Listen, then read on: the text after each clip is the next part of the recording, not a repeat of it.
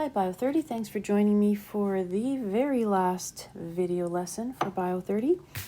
Enjoy. We will do 20.2 and 20.3 together in this video lesson. So we're going to talk about some familiar terms in population dynamics and interactions between organisms. And one of them is two kinds of competition. And remember, competition is density dependent because it's a living thing, biotic. And first one is intraspecific, which you may have heard of before in Bio20. And intra is within the species, so two of the same species competing with each other. Often it's for food or a mate. And in terms of metamorphosis, makes a comment here on why metamorphosis is great, because even though they may have competition within the species, if they are in different life forms at the time, they'll have different food requirements and therefore not need to compete. Okay, interspecific would be two different species. So things like a wolf and a coyote both competing for the same food, that would be interspecific. Intra within the same species, inter between two different species. So Gauss's principle of competitive exclusion says that no two species will occupy the very same niche, and what'll happen is if they are trying to exist in an identical space, those two species will be competing until one wins out.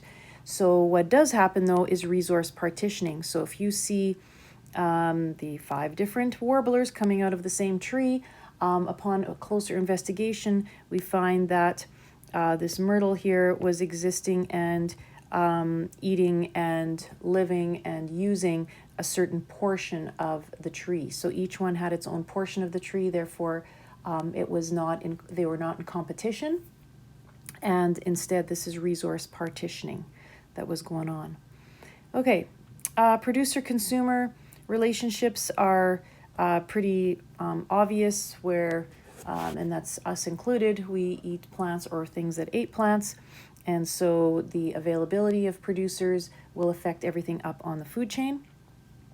Predator-prey relationships, also really easy, is that the predator needs prey for food, and when there's lots of prey, and predator numbers go up, but if they go up too high, they can eat out all their prey. So that is why there is this fluctuating predator-prey relationship.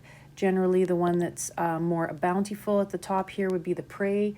There's more of them. They're lower on the food pyramid.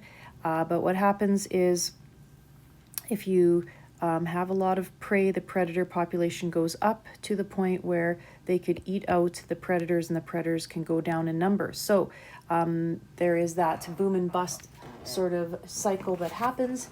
And with this data from trapping over 100 years with lynx and hare, they noticed that it was about every 10 years where there was a boom and bust. So the hare, the predator, is the one that's the highest. And when there's lots of it, the predator numbers go up, but as they go up, they will eat out the hare, the prey, and so their numbers will crash. So then that gives a chance for that prey to go up in number again. So there's just that cycle that continues. Okay, a little bit on defenses, some cool videos in here you may want to look at. Plants have morphological or body structures that are defenses, like hooks and spines. There's chemical defenses, like toxic chemicals that some plants have. Animals may have things like body structures or just plain old camouflage that can be helpful to defend against their predators. Cryptic coloration is another one that makes them actually look like they have some dangerous, maybe toxic poison or something, and so they warn predators with these bright colors. Insects often have mimicry, where they mimic something that is bigger or something dangerous, like this fly that mimics the look of a wasp, or these moths and sometimes butterflies that mimic some bigger organism by having these fake looking eye spots. Okay, symbiosis are relationships between organisms. You've heard of these before as well, I'm thinking. Parasitism is where one species lives in or on another one, typically can make that host feel sick, sometimes even die, but it's a positive negative relationship where one is happy and one is being used, I guess, or eaten. And commensalism is where one lives on or in another one, but doesn't affect it. So one is happy, one is unaffected. And that would be like the shark and remora. So the shark is not affected by the remora hanging out for food scraps. Mutualism is where both species are mutually benefiting from that relationship, like the honeybee and flower, and the honeybee is using the pollen, but using the honey, but at the same time spreading the pollen and fertilizing for the flower.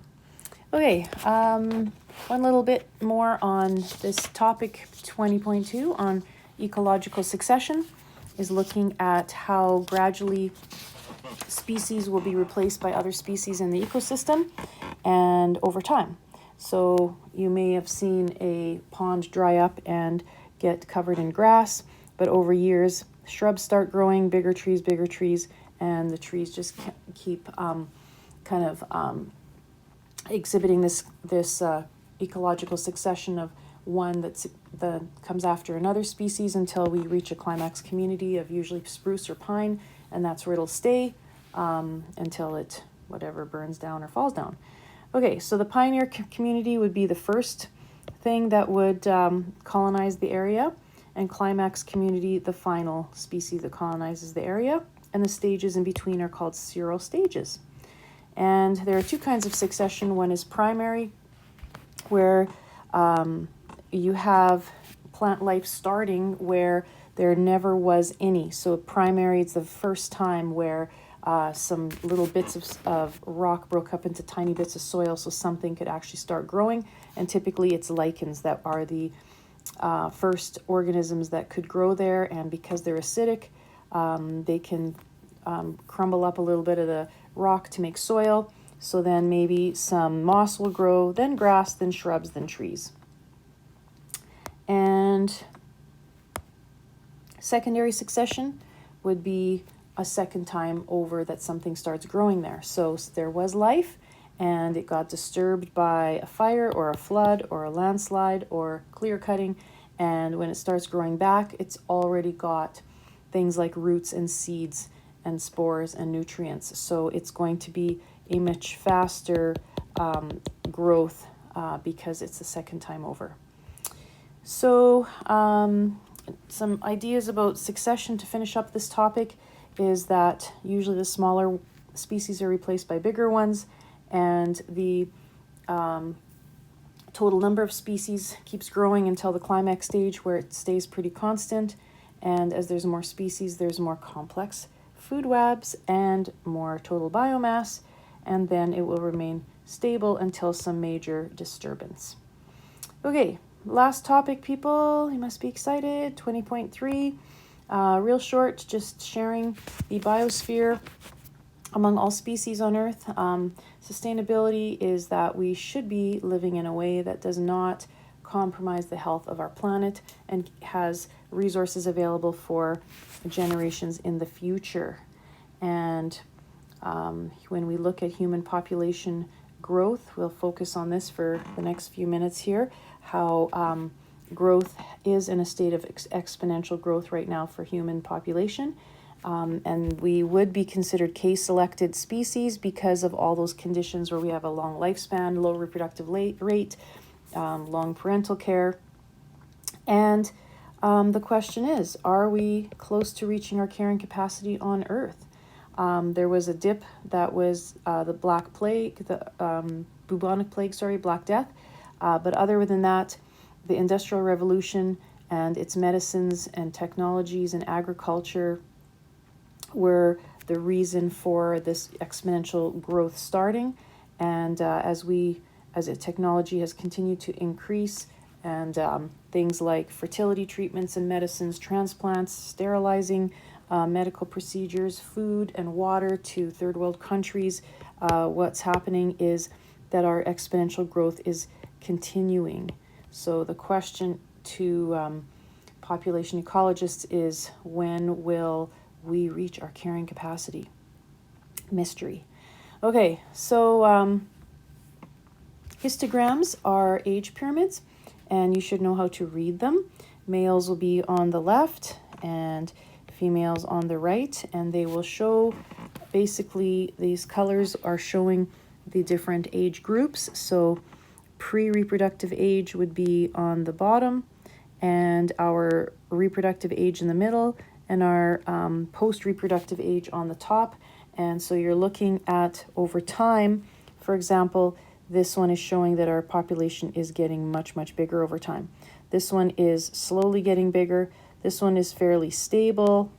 And this one is a declining population, which does concern certain countries because they do need a working class group to take care of the aging population. So if there aren't very many young people, there won't be in the future enough individuals to work and keep resources available for the population that the regeneration before them. So the young population, basically there's a lot more births than deaths, and that's an example like in Congo. The declining population, where it's going down, is much narrower at the bottom, like Germany. Stabilized population is kind of rectangular. So that would be kind of this one here in the middle. So this one is definitely declining, and this one definitely is expanding or growing. So classifying these histograms, you guys can stop and try this right now if you'd like. But basically in Canada, we do have a slow decline. So you can see that it's slowly getting a little bit less, but also, a little bit kind of on the stable side, not really declining terribly. This is a young or growing population. Expanding is another name for it. Expanding, young, or growing. That's Ethiopia. And then this one, it looks fairly stable for quite a long time, or very slowly growing, but kind of stable for a long time in India in 2000. Okay, these three, take a second. You can pause the video if you'd like to try them out. But Finland is pretty stable. Greece is slowly declining. And Nigeria here rapidly growing. And this is Canada 2017. And so I guess we could say from 3.8 to 2.7, we're looking at a slow decline. Versus the world population, which is still at an increase here, slowly increasing. Some stats here on Earth's carrying capacity, if you'd like to check that out, world population. And something really cool is to check out the Worldometer. If you've never seen that, it is a live look at population changing every second, and looking at how all sorts of statistics about a whole bunch of different things. Go check it out. It is cool. All right, so the question is, are we going to level out and reduce our world population? Will we reach this carrying capacity, or will we keep on going and find resources and space for populations to continue to grow? That's the question. All right, so the Earth's carrying capacity has increased over time because of medicine and construction, agriculture, technology, and we have higher crop yields. We were getting food to places in the world that had trouble with that. We're taking care of garbage and sewage and air pollution as best we can. However, that has to continue to be managed because we know that those are issues. Greenhouse gases and all sorts of types of pollution. We are a closed system and must manage those things. So can our technologies continue to solve those problems? And or pandemics, how how long is this going to happen for, and will this happen again, are these big questions we are going to hear talked about many times in our future. But we have to be sustainable. This is our one and only biosphere our whole human race is sharing, and time to think about ways that you can lower your ecological impact on the earth, everybody. So answers to pop quiz are here, and my friends, we are finished. Congratulations, and thanks for joining